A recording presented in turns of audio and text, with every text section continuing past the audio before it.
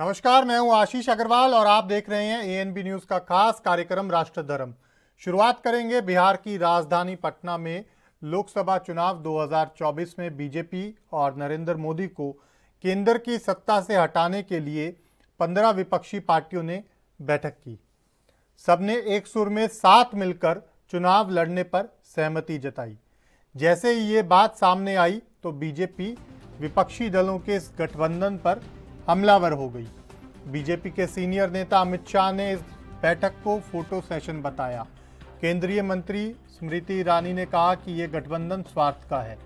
जब भी ये एक साथ आए, भ्रष्टाचार लाए, परिवारवाद लाए और राष्ट्र की आर्थिक प्रगति को संकुचित करने का आरोप अपने संग लेकर आए।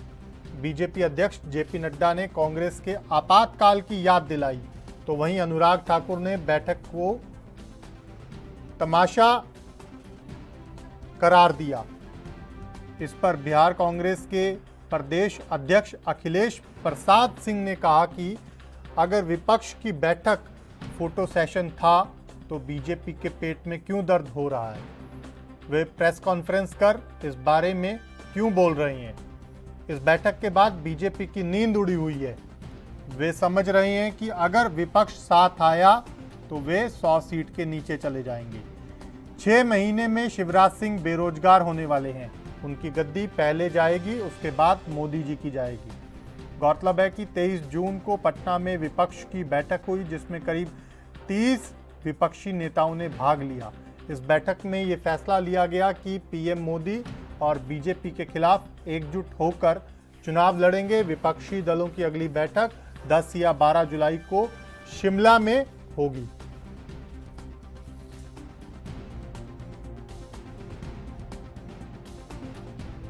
फोटो सेशन था, गृह मंत्री ने कहा कि फोटो सेशन था पटना में। तब फिर बीजेपी के पेट में दर्द क्यों हो रहा है? फोटो सेशन था तब फिर बीजेपी को इतना प्रेस कॉन्फ्रेंस करके इस मीटिंग के बारे में क्यों बोलने के? आराम से रहें, शासन चलाएं, उनको कौन रोके हुए है। लेकिन सच्चाई ये है कि इस मीटिंग के बाद बीजेपी का नींद उड़ा हुआ है। बीजेपी अच्छी तरह से समझ रही है कि सचमुच में ये गोलबंदी हो गई तो हम लोग 100 सीट के नीचे चले जाएंगे लोकसभा के चुनाव में और मोदी सरकार के अंत की शुरुआत हो गई। देखिए, मैंने कोई गलत नहीं कहा। मैं आपसे ये कहना चाहता हूं कि फोटो सेशन के अलावा वो कुछ नहीं था, क्योंकि मुझे किसी ने बताया कि लालू जी लिट्टी खिला रहे हैं, दिखा रहे हैं, राहुल जी को कह रहे हैं जरा शादी उदी कर लो। वो एक फोटो सेशन नहीं तो और क्या था। मैं पूछना चाहता हूं, फारूक अब्दुल्ला बिहार आकर के क्या कर लेंगे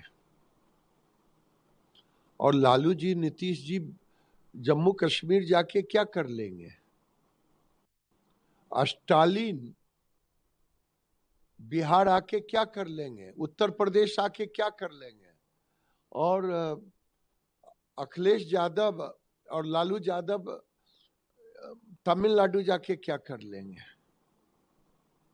भाई, सबसे लड़ाई बंगाल से ममता बनर्जी, क्या यूपी आके किसका बिगाड़ लेंगे? भारतीय जनता पार्टी का, जोगी जी का। या अखिलेश यादव वहां जाके क्या बना देंगे और बिगाड़ देंगे। ये एक महज साइकोलॉजिकल फोटो सेशन है। और भारतीय जनता पार्टी तो अगर जिन स्टेटों में देखें, सबसे 1-to-1 लड़ाई हो रही है। सोचना उन लोगों को है कि उन लोगों को। अगर आप पिछले कल की विपक्षी दल की बैठक को देखें तो मैं यही कहूंगा कि रंगमंच सज चुका है, नाटक मंडली इकट्ठी हो गई है। क्या किरदार निभाने वो बता दिए गए हैं।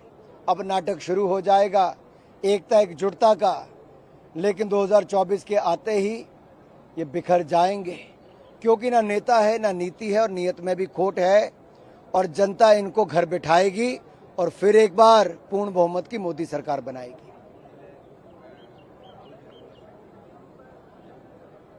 देखिए, कल की बैठक में से क्या निकल के आया है। पूरी बैठक में से कुल मिला के 15 देश के नेता इकट्ठे हुए, 15 दल। निकल कर के ये आया कि राहुल गांधी शादी करें, मम्मी नाराज है। देश के 15 दल इकट्ठे होते हैं, 5 घंटे नाश्ता और लंच दोनों करते हैं, मीडिया के किसी सवाल का जवाब नहीं देते हैं और प्रस्ताव पारित करते हैं कि राहुल गांधी शादी करो, मम्मी नाराज है। नीतीश कुमार को कन्वीनर नहीं माना जाता है। अगली मीटिंग, क्योंकि पटना में तो हवा निकल गई, अब ठंडी हवा खाने शिमला की बात। देखिए, ये पहले से ही अनुमान था। जब नीयत में खोट हो तो नीति कभी सफल नहीं होती है। सबका अपना हिडन एजेंडा था, डरे सहमे लोग हैं, पाप सबने किया है, जनता की गाढ़ी कमाई को सबने लूटा है। जेल जाने के डर से ये भ्रष्टाचारियों की जमात अपने सिद्धांत को, अपने एजेंडा को छोड़ के बैठा, भयभीत है, चाहत है कि किसी तरह से बच जाएं, लेकिन अपने स्वार्थ महत्वाकांक्षा की टकराहट में सब बेचैन है कि कहें इसके साथ मिलने पर मेरी ही अस्मिता समाप्त नहीं हो जाए। इसके चक्कर में ये भंडोल हो गया बैठक। और ये मूल रूप से इनका कॉमन मिनिमम प्रोग्राम तुष्टीकरण है। और तुष्टीकरण की राजनीति में सबको लग रहा है कि ये नेता बनेगा तो मेरा तुष्टीकरण का वोट चला जाएगा, इसलिए कोई किसी को नहीं स्वीकारेगा। तुष्टीकरण की राजनीति अब देश में नहीं चलेगी। प्रधानमंत्री ने संतुष्टीकरण की राजनीति चला दी है, इसलिए ये सब डरे सहमे हैं।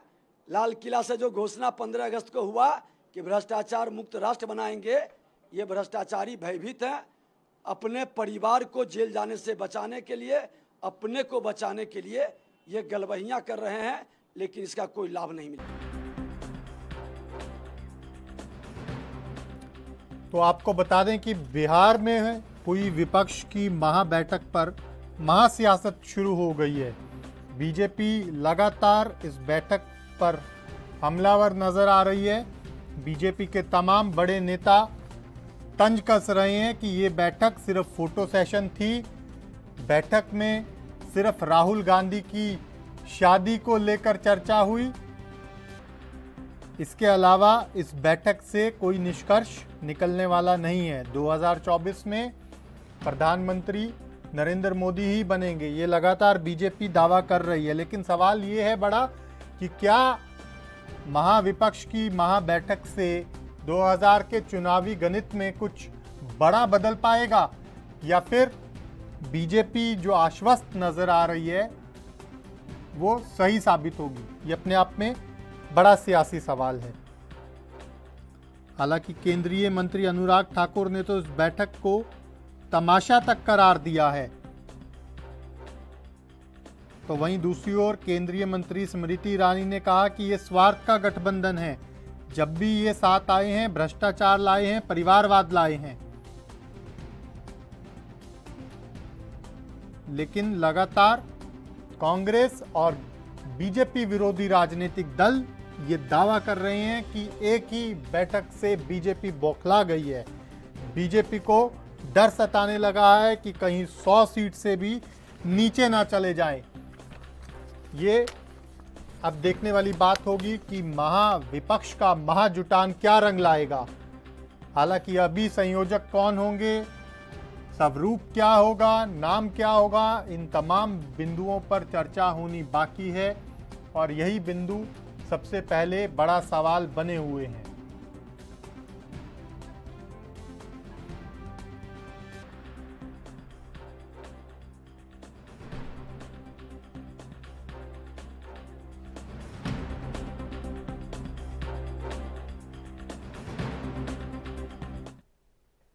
इसी बड़े मुद्दे पर चर्चा के लिए हमारे साथ 3 खास मेहमान जुड़ रहे हैं। सीधा उन्हीं के पास चलेंगे और चर्चा की शुरुआत करेंगे।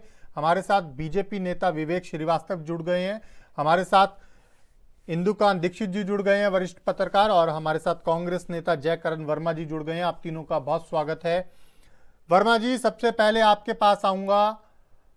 ये लिट्टी चोखा तो खा लिया आपने नीतीश कुमार जी का, लेकिन अब ये शिमला की ठंडी हवाएं खाते खाते कहीं ऐसा ना हो कि ये जो महाविपक्ष की महाबैठक हुई और महाजुटान करने की तैयारी में है 2024 से पहले, ये बीजेपी जो दावे कर रही है कहीं वो सही साबित हो जाएं?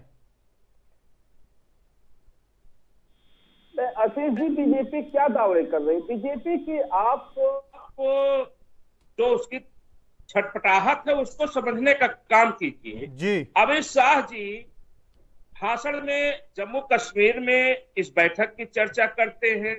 नड्डा जी का भाषण देख लीजिए तो ऐसा लगता है कि उनको दवा की जरूरत है, इलाज की जरूरत है, इतने उग्र हो गए हैं जैसे वो आतंकवादियों की चर्चा कर रहे हो।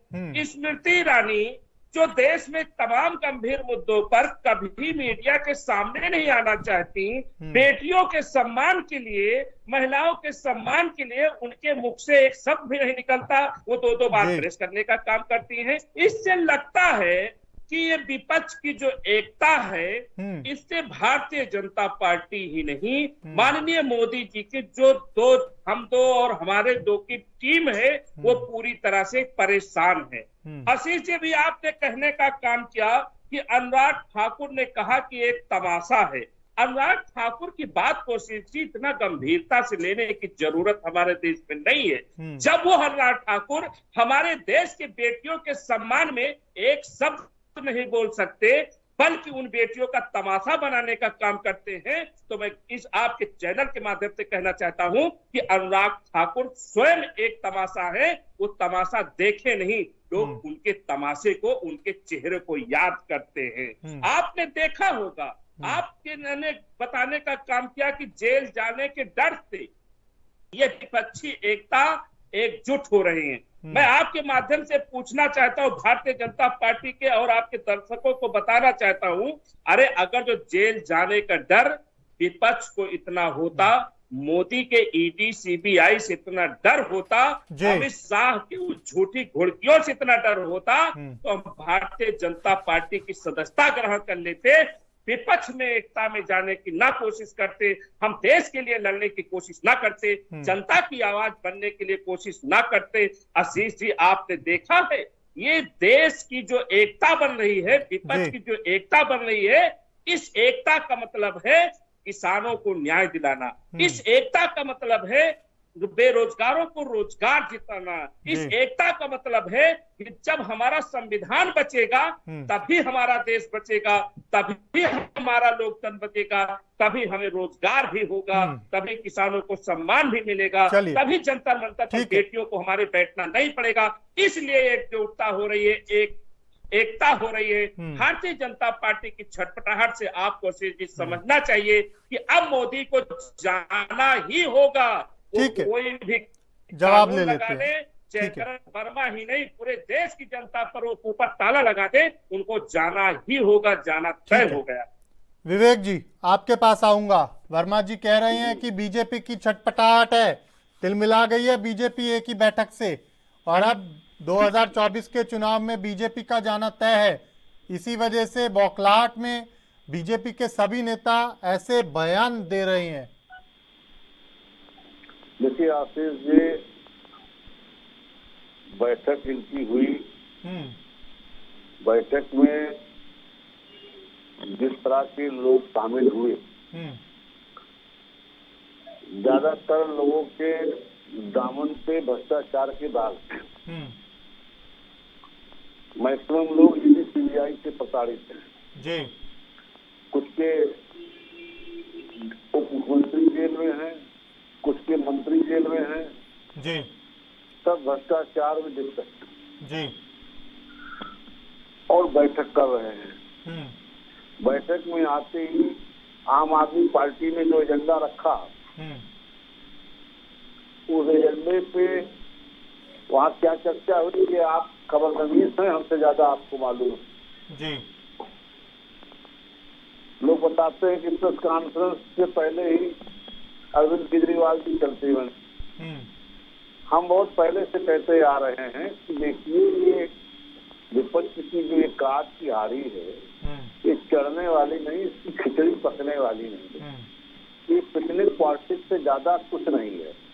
ये इकट्ठे होंगे, फोटो सेशन कराएंगे, कोई की बात करेगा, कोई कुछ करेगा, जनता की बात करने की तो यहाँ कोई सवाल ही नहीं उठा। भाई जनता की किस मुद्दे पे यहाँ चर्चा हुई? यहाँ चर्चा हुई दिल्ली के अध्यादेश की, चर्चा हो रही 370 पे। मैं चुनौती के साथ कहता हूँ कि कांग्रेस की हैसियत तो जिन दलों को बुलाया था जम्मू कश्मीर से, उनकी जो मांग है उस मांग को अपने घोषणा पत्र में लेकर के 2024 में उतर जाए, चुनाव में फैसला हो जाएगा। राष्ट्र खुद फैसला कर देगा। आप 370 बहाली के नाम पे भारत 2024 चुनाव में आ जाइए, जनता फैसला कर देगी। ये सब केवल फोटो सेशन कराने वाले लोग हैं, पिछले पॉलिटिक्स वाले लोग हैं, इनका कुछ नहीं होना है। अभी पटना में मिले, फिर शिमला में मिलेंगे, फिर कहीं और मिलेंगे। आपको भी कुछ दो चार चटपटी खबरें वहां से निकलती रहेंगी, हम लोगों का भी मनोरंजन होता रहेगा, जनता का भी मनोरंजन होता रहेगा।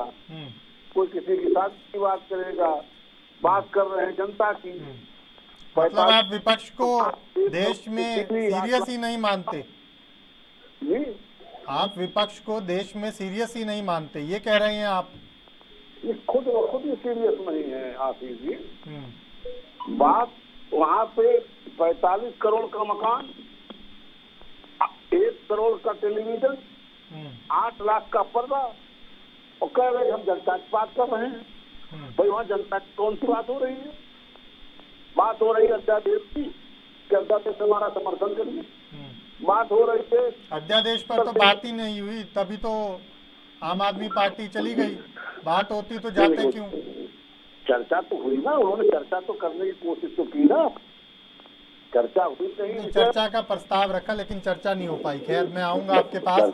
डॉक्टर साहब, ये देश बचाने की लड़ाई चल रही है, सभी राजनीतिक दल कह रहे हैं कि देश बचाना है। अब किसको बचाना है ये अभी तक शायद किसी को समझ नहीं आ रहा। बीजेपी अपने दावे कर रही है तो वहीं महाविपक्ष का जो नया बैनर बनता हुआ नजर आ रहा है वो अपने दावे कर रहा है। अब पहले बीजेपी से लड़ें या 370 पर चर्चा करें या अध्यादेश पर चर्चा करें, ये भी अपने आप में सवाल खड़ा हो गया है। जी नमस्कार जी, मेरी आवाज आ रही है क्लियर? जी जी, विवेक जी को और जयकरण वर्मा जी को भी मेरा नमस्कार। दो तीन बहुत महत्वपूर्ण मुद्दे हैं। पहली बात तो मैं कहूंगा कि जयकरण जी ने विश्वास के साथ जी आपके इस चर्चा में उन्होंने अपनी बातें रखी हैं।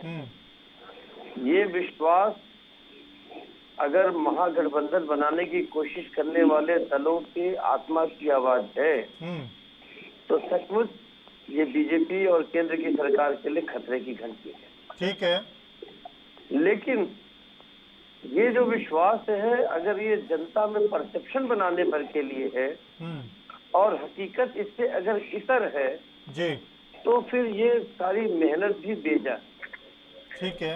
मैं एक बात तो बीजेपी के लिए कहना चाहूंगा पहले जी कि कोई भी दो लोग अगर इकट्ठे होते हैं एक कॉमन पर्पस से तो इकट्ठा होना बहुत कठिन होता है अगर वो कई विचारधाराओं कई बैकग्राउंड के लोग हों जी। लेकिन उसके बाद अगर 15 दल इकट्ठे होकर एक जगह बैठ जाते हैं इसको हल्के में नहीं लेना चाहिए। बिल्कुल। हमेशा से एक चाणक्य नीति की बात रही है कि जो अपना शत्रु हो चाहे राजनीतिक राइवल हो उसे जो हल्के में लेता है उसे परेशानी होने की आशंका हमेशा रहती है। ठीक है। और मैं ये मानता हूं कि इसको हल्के में न लेकर के जो इनका केंद्रीय नेतृत्व भाजपा का है वो इसको बहुत क्लोजली ऑब्जर्व कर रहा है और उन्होंने अपनी तैयारियां भी शुरू कर दी हैं, इसमें कोई दो राय नहीं। बिल्कुल। डॉक्टर साहब, मैं एक लाइन ऐड कर देता हूं आपकी इस बात में। भले ही मुझे लगता है कि विवेक जी यहाँ बैठकर कह रही हूँ कि मनोरंजन करेंगे, लेकिन मुझे लगता है कि बीजेपी कहीं ना कहीं पूरी तरह से सियासी तौर पर चिंता में आ गई है, क्योंकि ये जो 27 नेता इकट्ठा हुए, ये 27 नेता ऐसे नेता हैं जिनसे बीजेपी आज तक लड़ते ही आई है और लड़ने के लिए कहीं ना कहीं अब 2024 और ज़्यादा कठिन होता हुआ बीजेपी को भी नजर आ रहा है। जी लेकिन इसके कुछ फलाफल भी हैं आशीष जी। जी देखिए, अगर इतने लोग इकट्ठे होकर के और वो प्रॉपर केमिस्ट्री नहीं बना पाए, केमिकल बॉन्डिंग नहीं बना पाए, अगर ये सिंपल फिजिकल बॉन्डिंग के रूप में रह गया तो जो फल चाहते हैं महागठबंधन के लोग वो नहीं मिल पाएगा। ठीक है। और उसके बाद भी वो पराजित हो जाएंगे। जिस तरह का मोदी का ऑरा है, लीडरशिप है और देश में उनकी अपनी पकड़ और पहचान है। बिल्कुल। अभी अमेरिका की यात्रा से भी उनकी छवि को और ज्यादा बूस्टअप मिला है। बिल्कुल। देश को गौरव मिला है और साथ में जनता में उनकी पकड़ पहचान। देखिए, केंद्र की राजनीति और राज्य की राजनीति में बड़ा फर्क होता है शिष्य। बिल्कुल। ये सभी राजनीति के मानते हैं। आप जनता में कॉमन मैन से बात करिए तो कन्याकुमारी से लेकर कश्मीर तक एक बड़ा वर्ग मिलेगा जो मोदी के नाम पे कहता है उनके जैसा नेता देश में कोई दूसरा नहीं। और सबसे बड़ा संकट महागठबंधन का यही है कि उनके पास उनका वैकल्पिक चेहरा नहीं। और मैंने पहले भी आपको कहा था आशीष जी कि मैंने स्वयं 2015 का इलेक्शन जब कवर किया था बिहार का स्टेट, तो वहां पे लगभग 243 में से 180 कंस्टिट्यूंसीज में गया और मजदूर, किसान से लेकर शिक्षकों और इंजीनियर और राजनीति के सभी से बात किया। लोगों ने कहा मोदी से अच्छा कोई नहीं है, लेकिन मोदी तो मुख्यमंत्री बनने नहीं आएंगे बिहार में, और हमारे पास एक विकल्प है नीतीश के सुशासन के चेहरे का। और वो एक बड़ा फैक्टर था जिसके कारण बीजेपी की काफी अच्छी लहर, काफी पकड़ थी, लेकिन जीत के आए नीतीश के नेतृत्व का गठबंधन। तो ये एक बहुत फर्क पड़ सकता है। दूसरी बड़ी बात ये है कि महागठबंधन के जो दल हैं उनमें समरसता की बड़ी कमी है। जिस तरह की हम कहेंगे कि बार्गेनिंग करने की कोशिश कर रहे हैं आप पार्टी के लोग, हमें इस बात की पूरी आशंका है कि वो शिमला बैठक में नहीं जाएंगे, जिसको कांग्रेस को होस्ट करना है। बिल्कुल। और आप देखिए कल की बैठक की 3 सफलताएं थी कि सारे लोग इतने विभिन्न मतों के एक साथ बैठे, लोगों ने तय किया कि बीजेपी को जड़ से उखाड़ना है। दूसरा, हम दोबारा मिलेंगे। लेकिन 2 बड़ी विफलताएं हैं कि वो पहली बैठक में अपना संयोजक भी नहीं तय कर पाए और मोदी को हटाने के अलावा कोई भी एजेंडा, जो कह रहे थे अभी करण साहब, वो वहां से मंच से प्रेस कॉन्फ्रेंस से खुल के सामने नहीं आ पाया। जी वर्मा जी, आपके पास आऊंगा। जो बात डॉक्टर साहब ने विस्तार से बताई कि कहीं ना कहीं अभी चुनौतियां अपार हैं, ये महाविपक्ष का जो गठबंधन है अभी उसका संयोजक भी आप लोग पहली बैठक में तय नहीं कर पाए। स्वरूप क्या होगा, नाम क्या होगा, इस पर भी प्रश्न चिन्ह अभी भी बरकरार है। भले ही अब अगली बैठक आपकी हिमाचल में होनी है, लेकिन उससे पहले क्या संभव है कि इन तमाम प्रश्नों के जवाब ये महाविपक्ष ढूंढ ले और अगली बैठक में ये सब चीजें तय हो जाएं? आशीष जी, देखिए अभी डॉक्टर साहब का जो कहना था कि उनका ठीक सलाह है, उनकी बात भी मैं समर्थन करता हूं। देखिए, ये पहली बैठक है पूरे देश की विपक्षी एकता की। ये बैठक इसलिए बुलाई गई थी, वहां कोई मुद्दा सीटों का बंटवारा या संयोजक बनाना या प्रधानमंत्री के चेहरे की घोषणा होना, शायद डॉक्टर साहब भी ये समझते होंगे कि पहली बैठक करना और इतनी भारी मात्रा एक कमरे में बैठ करके बातचीत करना मेरे लिए यही बड़ी कामयाबी है और देश की जनता के लिए भी एक आगे की एक विचारधारा को आगे बढ़ाने जैसा है। अभी हमारे भाजपा के साथी कह रहे थे आशीष जी कि विपक्ष जो है सीरियस नहीं है। मैं उनसे पूछना चाहता हूं कि विपक्ष अगर जो सीरियस नहीं है, उस विपक्ष को भाजपा के साथ सीरियस नहीं कहना चाहते। जो विपक्ष आज देश के लिए एकजुट हो रहा है, वो विपक्ष जो देश की गरिमा को बनाए रखना चाहता है, वो विपक्ष जो चाहता है कि मोदी जी के पूरी टीम के द्वारा इस देश को बेचा ना जा सके, उसको सजाए संवारे रखने में अपना पूरा समय देना चाहता है। ऐसे भाजपा के साथी को मानना चाहिए कि अगर जो आप सीरियस हो तो तो आज हमारे देश का ही एक प्रदेश मणिपुर जल रहा है, बर्बाद हो रहा है, लोग जिंदा जलाए जा रहे हैं, लोगों की हत्याएं हो रही हैं। और आपके हमारे प्रधानमंत्री जो उनको राजा साहब कहा जाए या महाराज कहा जाए, वो विदेशों में जा करके अच्छे अच्छे भाषण दे रहे हैं, टीवी चैनल वाले उनका गुणगान कह रहे हैं। ऐसा विपक्ष नहीं कर सकता। अपना घर जलता देख और मैं अच्छे कपड़े पहन करके और अपने ही गुणगान सुन करके अपने प्रति अच्छा भाषण देना या अपने प्रति अच्छा बाजा बजाना, ये हमारे नेत्र में नहीं है। हम ऐसा सोच भी नहीं सकते हैं। मैं डॉक्टर साहब की बात से सहमत हूँ। आगे जैसा भी हमारा कार्यक्रम बनता जाएगा, सारे संयोजक हो, चाहे प्रधानमंत्री जी का चेहरा हो या और मुद्दे धीरे धीरे साफ हो जाते हैं। डॉक्टर साहब को पता होगा कि ये पहली बैठक है, पहली बैठक जितनी हुई उतना हम सफल मानते हैं देश के लिए और जनता के लिए। ठीक है विवेक जी, आपके पास आऊंगा। जो बात डॉक्टर साहब भी कह रहे थे और लगातार कई विश्लेषक और भी हैं जिनसे हम चर्चा कर रहे हैं इस महाविपक्ष के महाजुटान पर, सब एक बात कह रहे हैं स्पष्ट तौर पर कि बीजेपी माने या ना माने, चिंता का विषय है सियासी तौर पर। अब बात उतनी हल्के में नहीं रही कि सिर्फ लिट्टी चोखा खिलाने तक चीजें सीमित रह गई। ये जो बिहार की चटनी चटा दी है महाविपक्षी दलों को नीतीश कुमार जी ने, कुछ करके दिखाएंगे ये? उम्मीद लगाए रखिए, उम्मीद लगाने में कोई दिक्कत नहीं है। विपक्ष के लिए भी मेरा संदेश है कि सपने देखते रहना चाहिए, सपनों पे कोई टैक्स लगता नहीं, सपनों पे ईडी सीबीआई की छापे भी नहीं पड़ सकते, तो सपने देखने में कोई बुराई नहीं है। रही बात इस तरह के दलों का ये बैठक की, सबके अपने आपस में इतने किंतु परंतु हैं आशीष जी।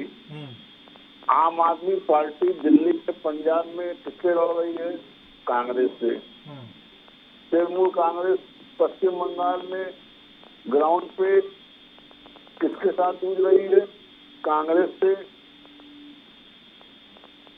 वामपंथियों से। शिवसेना का जो धड़ा इसमें शामिल हुआ उसका कोई वजूद नहीं बचा। एनसीपी से हम पहले से लड़ते रहे हैं, कांग्रेस से हम पहले से लड़ते रहे हैं, तृणमूल कांग्रेस से हम पहले से लड़ते रहे हैं। इनसे तो हम इनके प्रदेशों में पहले से लड़ते आ रहे हैं और इनसे लड़ते हुए हम यहाँ तक पहुंचे। ये तो तय है कि हमारा इनका ये मत क्षेत्र है या कह लीजिए मत दाताओं का जो वो कैटेगरी है वो अलग है। ठीक है, मैं आऊंगा विवेक जी। एक छोटे से ब्रेक के लिए मुझे रुकना है, एक छोटा सा ब्रेक, जल्द लौट रहे हैं।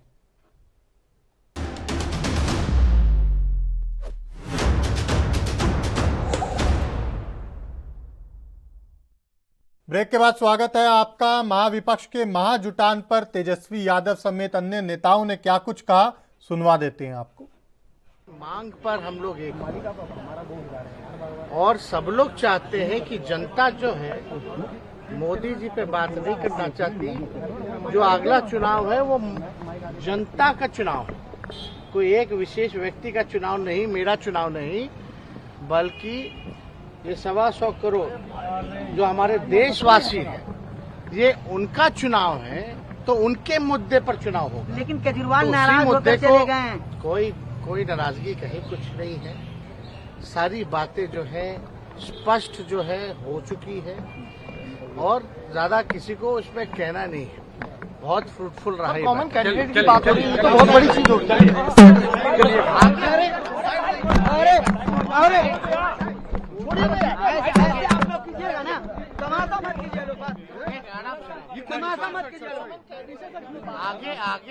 आगे कल नेताओं ने प्रेस कॉन्फ्रेंस के कह दिया कि अगली बैठक जो है शिमला में होगी, उसके बाद कैसे क्या होगा, क्या पॉलिसी बनेगी, क्या कॉमन मिनिमम प्रोग्राम बनेगा, जो डिटेल में जो बातें होंगी वो वहाँ होंगी। उसके बाद सारी बातें बता दिया जाए। फोटो सेशन कहा जा रहा है, बीजेपी ने कहा फोटो सेशन हो रहा था।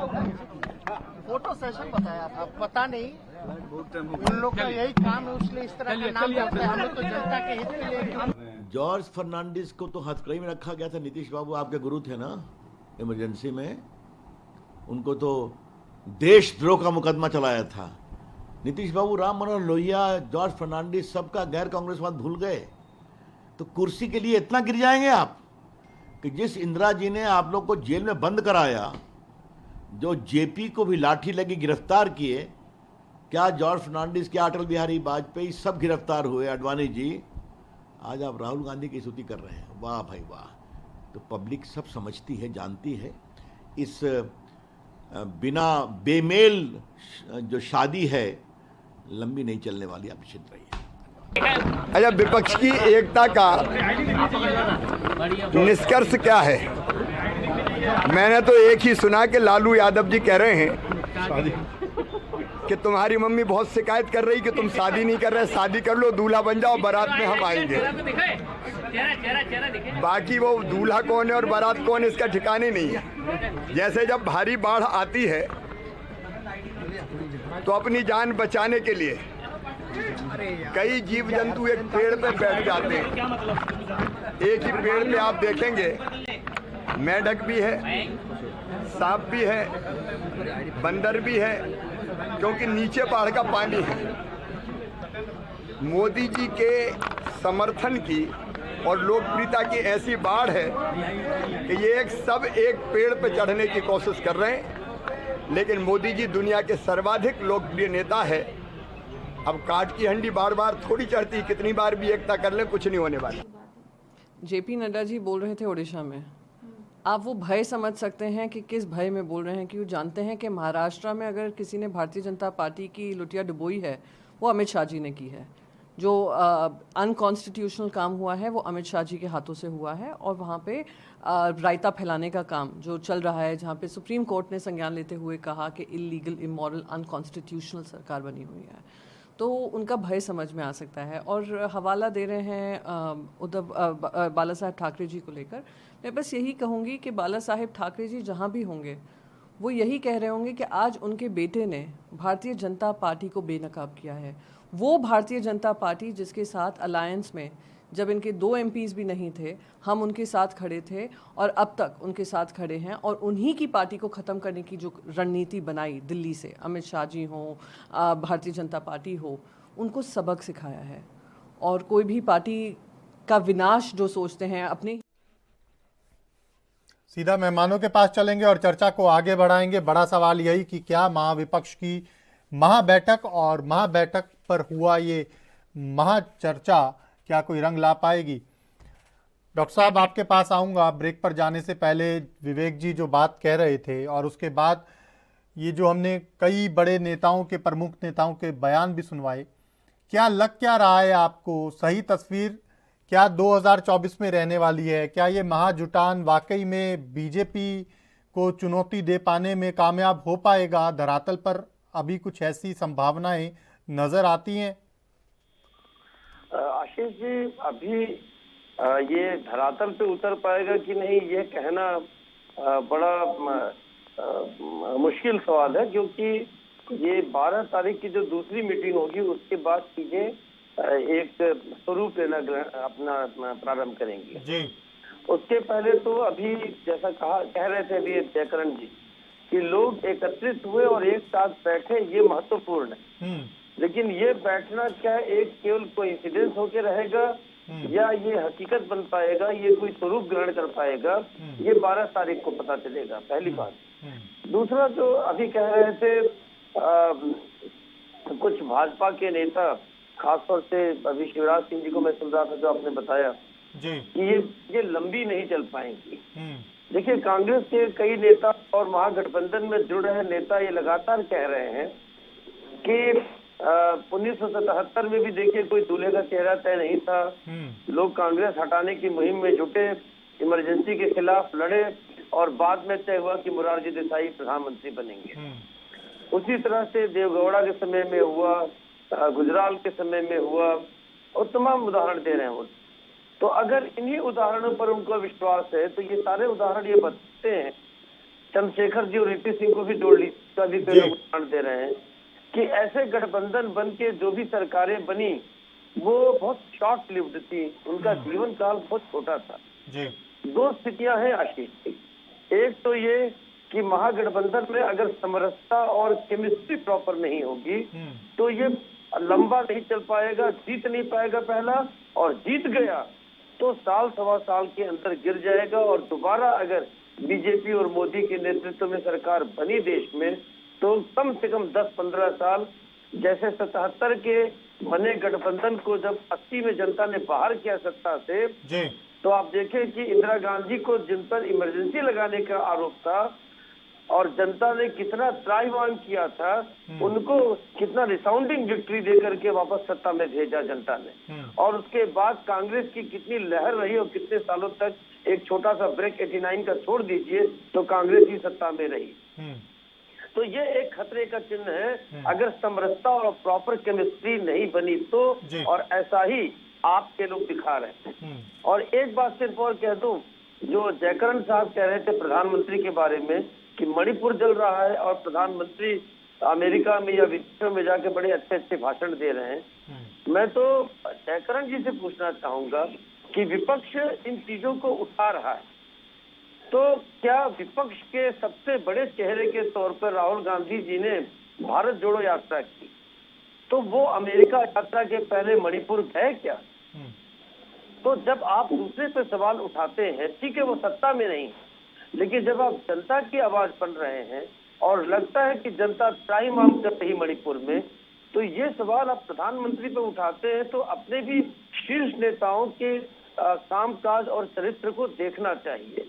और मणिपुर में जहां तक शांति अशांति की बात है, देखिए ये गृह मंत्रालय के अंदर में आता है और अमित शाह ने वहां जाकर 2 दिन बैठकें की और तमाम रणनीतियां तय की, तो सरकार पे हाथ धरे रह करके बैठने का आरोप लगाना उचित नहीं लगता है हमको इस मामले में। ठीक है वर्मा जी, आपके पास आऊंगा। जो बात डॉक्टर साहब कह रहे हैं काफी वो गंभीर है पूरे महागठबंधन के लिए, महाविपक्ष के महाजुटान पर लंबा चलने के लिए सबसे बड़ी बात, क्योंकि अगर पेच ऐसे ही फंसे रहेंगे कि इधर ममता दीदी आपसे नाराज हैं किसी मुद्दे पर, उधर आम आदमी पार्टी नाराज है, तो इस तरह से गाड़ी लंबी नहीं चल पाएगी। चलने के लिए ही पटना में एक बैठक हुई। जहां तक डॉक्टर साहब के बातों का इतना कहना है कि देखिए भारतीय जनता पार्टी के तमाम बड़े नेता प्रवक्ता हमेशा ये टीवी चैनलों पर बैठ करके लंबी लंबी बात करते हैं कि मोदी जी ने यूक्रेन और रूस का युद्ध समाप्त करने की घोषणा की या मेहनत कर रहे हैं या कर देंगे।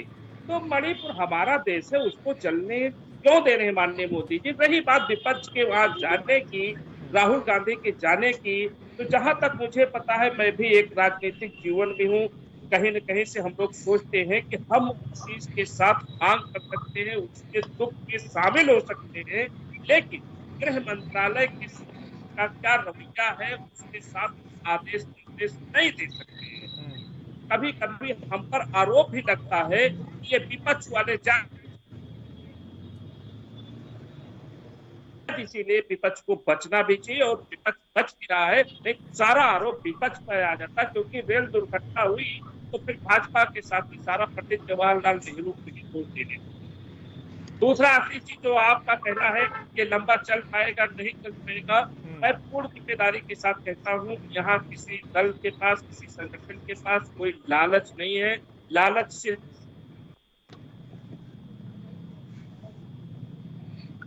बढ़ता रहे, जगमगाता रहे, माननीय मोदी जी के नेतृत्व में ये देश बिकने न पावे, ये देश झुकने न पावे, इस देश के तमाम उन दलितों पिछड़ों और जागरूक चल रहे हैं, उन जागरूक और बरसने न पावे, इस चीज को रोकने के लिए विपक्ष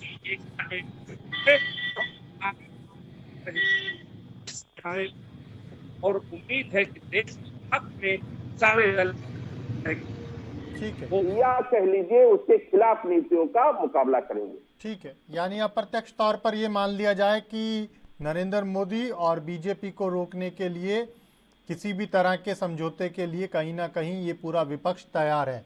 ऐसी ही स्थिति अभी कुछ नजर आ रही है। विवेक जी, अगर ऐसा है तो बीजेपी के लिए वाकई में चिंता की बात है। बीजेपी को जो इतने हल्के में आप लोग ले रहे हैं, आपके तमाम नेता चाहे मीडिया के सामने अपने आप को इस तरह से दर्शाने की कोशिश कर रहे हैं कि बीजेपी को कोई फर्क नहीं पड़ने वाला, लेकिन सच्चाई शायद ये है कि बीजेपी अंदर से वाकई में चिंता में पड़ गई है ये तस्वीरें देखकर। आशीष जी, मैं आपकी बात में संशोधन कर दूं।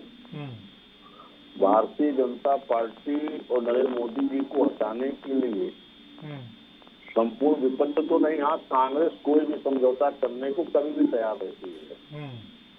उसके बहुत से उदाहरण, मणिशंकर अय्यर पाकिस्तान में जाकर के मोदी को हटाने की अपील, डोकलाम विवाद के समय चाइना एम्बेसी में राहुल गांधी की उपस्थिति, ये तमाम ऐसे अवसर हैं जब इन्होंने देश मोदी के विरोध के साथ साथ देश के विरोध में भी ये खड़े रहे। तो इनकी चिंता करना तो जायज है। हाँ, बिल्कुल पिकनिक पॉलिटिक्स से अगर मनोरंजन हमारा हो रहा है तो आप हमारे नेताओं के बयान को ये कह रहे हैं हम चिंतित हैं। अब हम क्या इनकी पिकनिक पॉलिटिक्स पर मनोरंजन में बना सकते हैं? क्या उससे भी आप टैक्स लगवा देंगे क्या? भाई इस तरह से आम आदमी पार्टी जो चाहती है कि उसे वो तो सरकार आपकी है ना, किस पर टैक्स लगाना है, किस पर नहीं, किसके पीछे ईडी सीबीआई लगानी है, किस पे नहीं, ये तो आप लोग तय करते हैं। आशीष जी, हम तय क्या करेंगे, लेकिन ये बताइए कि देश में अदालतें हैं, सतेंद्र जैन को साल भर से जमानत नहीं मिल रही है। अभी वो एक और अदालत का जिक्र कर रहे थे वर्मा जी कि सुप्रीम कोर्ट ने महाराष्ट्र के मामले में आईना दिखा दिया बीजेपी को।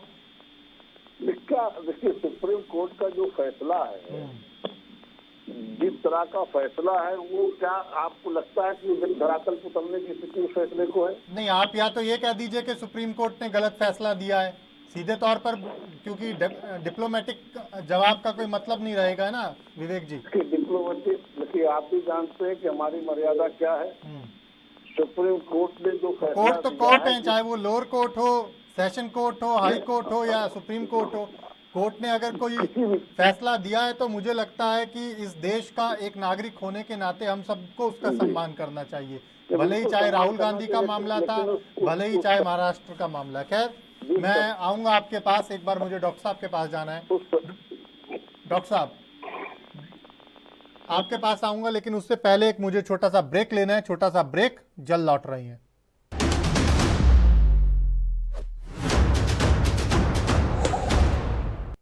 ब्रेक के बाद स्वागत है आपका। सीधा मेहमानों के पास चलेंगे और चर्चा को आगे बढ़ाएंगे। 3 खास मेहमान हमारे साथ बने हुए हैं। चर्चा यही कि महाविपक्ष का महाजुटान क्या रंग ला पाएगा। ब्रेक पर जाने से पहले डॉक्टर साहब, मैं आपके पास आऊंगा। 2 प्रमुख सवाल हैं आपसे। मैं चाहूंगा कि इन 2 प्रमुख सवालों का आप दर्शकों को विस्तार से विश्लेषण समझाने की कोशिश करें। सवाल ये कि राजनीति में हर शब्द के मायने होते हैं।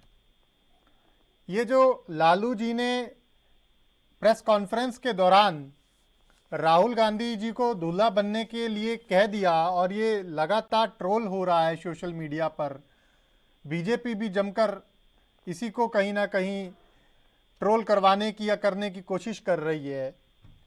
ये इसके मायने क्या हैं?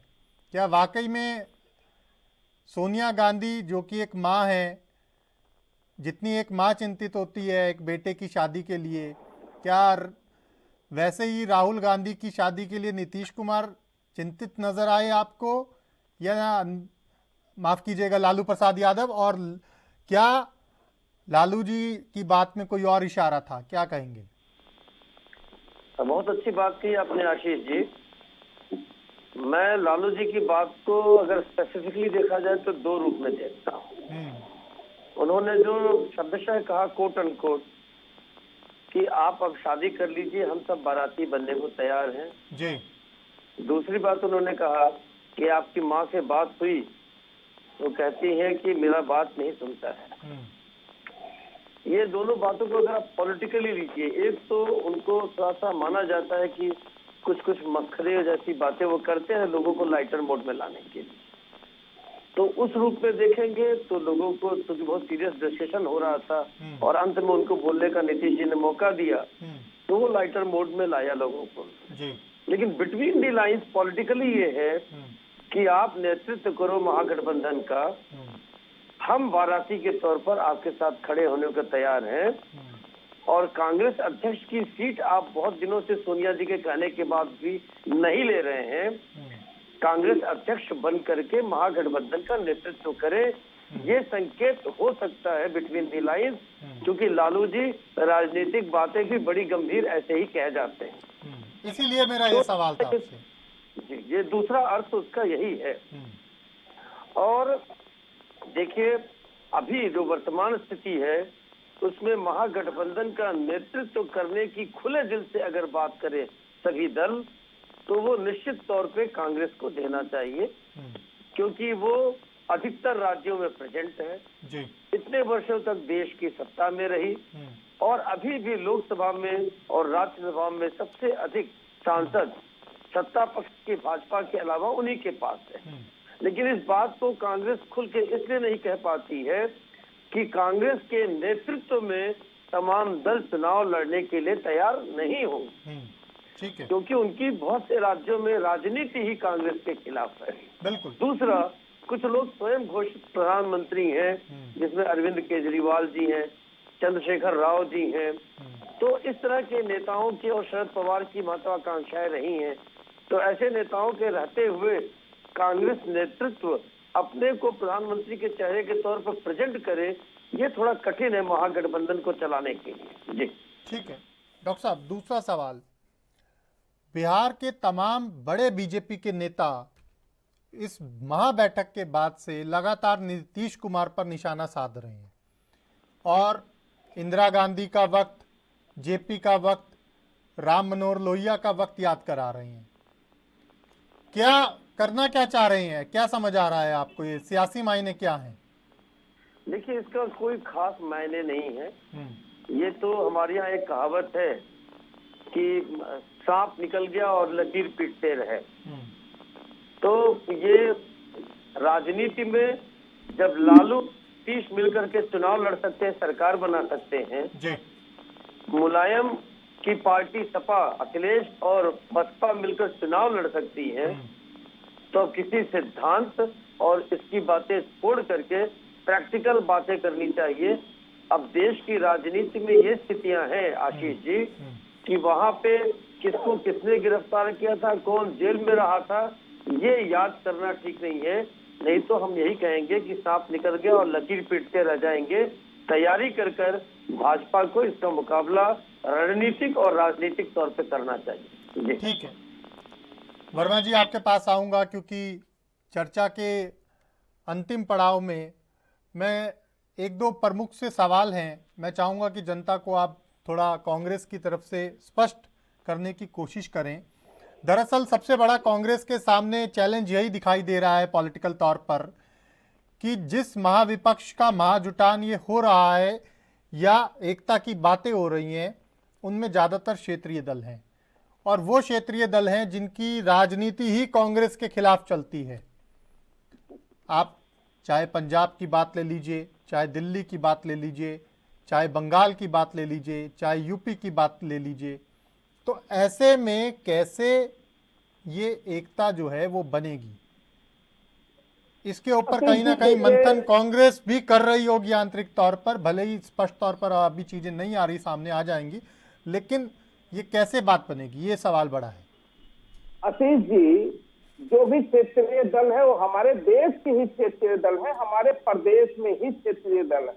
हम बात देश को बचाने की और देश को मजबूत करने की कर रहे हैं, तब ये क्षेत्रीय दल और देश के दल ये मायने नहीं रखता कांग्रेस के लिए। क्षेत्र के दल है, कांग्रेस के लिए मायने नहीं रख सकता वर्मा जी, हमारे नहीं आशीष जी, माने रखता है हमारे लिए। आज पहले देश है, जब देश बचेगा तभी आप ये कह रहे हैं कि कांग्रेस के लिए पहले देश है, मान लिया कि आप कह रहे हैं कि आपके लिए मायने नहीं रखता, लेकिन जो क्षेत्रीय दल हैं वो तो पहले अपना ये देखेंगे ना स्थिति कि हमें कहीं हमारे वोट बैंक को नुकसान ना हो जाए, नहीं आशीष जी, आपको समझना चाहिए। अभी आपने कुछ वरिष्ठ नेताओं के, भाजपा और अन्य दलों के लोगों का बयान सुनाने का काम किया। उसमें एक भाजपा के साथी कह रहे थे वो हमारे देश के नेताओं को, कार्यकर्ताओं को, जनता को मेढक बता रहे थे, बंदर बता रहे थे, सांप बिच्छू बता रहे थे, कीड़ा मकोड़ा बताने का काम कर। ये देश में हमें कीड़ा मकोड़ा बताने का काम करते हैं और इनके प्रधानमंत्री विदेश में जाकर के कहते हैं कि सांप बिच्छू है। तो दोनों में फर्क समझिए। ये क्षेत्रीय दल हो चाहे बड़े दल हो, इनको समझना पड़ेगा। भारतीय जनता पार्टी के राज्य में हम सांप बिच्छू नहीं, हम भी इंसान हैं, इस देश के नागरिक हैं। माननीय मोदी जी, आप अपने आप को, अपनी निगाहों को, अपने मन को परिवर्तित कीजिए। हम इंसान हैं, इंसान को इंसानों वाला हक दीजिए। हम आपके दुश्मन नहीं, देश के नागरिक हैं। लेकिन माननीय मोदी जी का एक गलतफहमी है कि वो विपक्ष के नेताओं को दुश्मन मानते हैं, कीड़ा मकोड़ा मानते हैं, देश का बिच्छू मानते हैं। जिस सरकार से वो विदेश में बोलते हैं और इनके प्रवक्ता, इनके नेता इस देश में बोलने का काम करते हैं। इसी के खिलाफ हमारी लड़ाई है। हम सब एकजुट हैं, एकजुट रहेंगे।